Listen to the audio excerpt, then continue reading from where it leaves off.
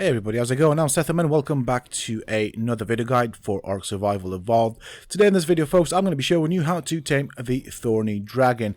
Now, this is a creature that is native to the Scorched Earth DLC, but you can also find it on Ragnarok. So this is a carnivore. It is hostile and it does fire or shoot like little spikes at you that have the effect of applying torpor, so do bear that in mind. So what I'm going to do for this, and what I suggest you do, is you build a trap. The trap is fairly simple, and it is a 2x2 foundation trap. You do need the regular kibble, and you will need a saddle in order to ride it. This is one of the more, I'd call it a starting creature, as you can see, or a mid-tier creature right there. You do need to be level 40 to build and craft the saddle.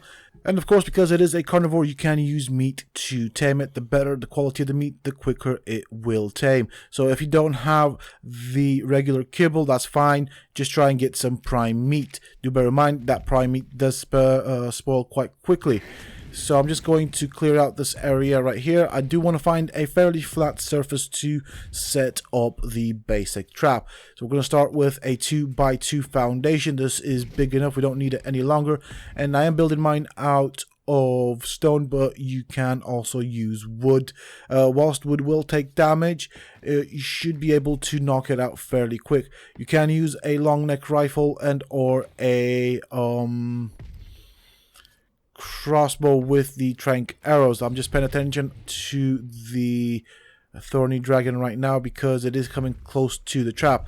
Now you want to build this fairly away, and if it does get close to the trap, you want to kite it to a certain distance. The other thing you need to what I meant by that before, kite it to a certain distance, is basically kite it away from the trap. But do bear in mind that it is a carnivore. As such, it will attack other smaller creatures and herbivores, so that is totally an option that you can do. Now, once you have the walls up, you can of course also put the ramps into the ground. That is how we are going to kite it into the trap. It is going to be a pitfall trap. Now notice that I put walls all the way around, so that is going to be a bit of a problem with regards to getting back out. So I will replace a wall to have a door frame. That is perfectly fine. I'm just having a look at where the Thorny Dragon is going, simply because that'll help me decide where I'm going to put the ramps, what it's attacking. Okay, it's attacking something that it can win. That's fine. I don't need to help it. And so I'm going to place the door frame right at the back. So as you can see, it has moved quite a bit since I started this video. That's something to keep in mind. So you're going to have like a 360 vision and always keep an eye on it so that you're aware where it goes, because it can end up attacking something that may potentially hurt it or kill it. In that case, that is not necessarily a good sign. I'm going to get rid of the scorpion because we want to keep the area clear, as I will do this unmounted. So I'm going to go and find a good spot to put my wyvern, somewhere that's not too far from the trap. Okay, so I'm at the trap. Thorny Dragon's right there. I'm going to put a dart into its face. Now, if you're going to use the crossbow, do bear in mind that... Ooh, hold on a second. Let me just get out of here. So, you will take a couple of hits. That's fine. You will get some torpor. That's fine. Just basically get out as quick as you can. The trap is just big enough, as you can see, for the Thorny Dragon to fall in and not be able to get back out. From this point forward, with the door frame, you can actually just use that hole, that slit, to start pumping it full of the darts. So you always want to keep your eyes peeled for anything potentially dangerous in the area, and I strongly suggest that once you have knocked out the Thorny Dragon, that you pick up the ramp so nothing can walk into the trap. It's just good practice in my point of view. Plus you get some of the materials back that you spent on crafting the ramp. So basically you tend to get half of the materials invested in whatever you destroy. In terms of knocking it out, it's not that complicated, and with the crossbow, don't forget to calculate and account for the fall damage. The darts tend to fly in a fairly straight line, whereas the arrows have a bit of an arc to them, so you will have to aim higher. The trank arrows will do more damage to the Thorny Dragon, so that's another thing to keep an eye out for. Now, at this point, the Thorny Dragon is not attacking the trap, and as such, it means that it's high on torpor and it wants to run away. Now, I can try and get in the trap if I want to, but equally speaking, I want to be careful with how I fire the dart. I don't want to hit it after it's down, as it will affect its taming effectiveness, and I will lose levels, which then will affect the stats. Each level gives us stats, so very important here. This is a high level Thorny Dragon, as you can see, and I want to get as many levels on it.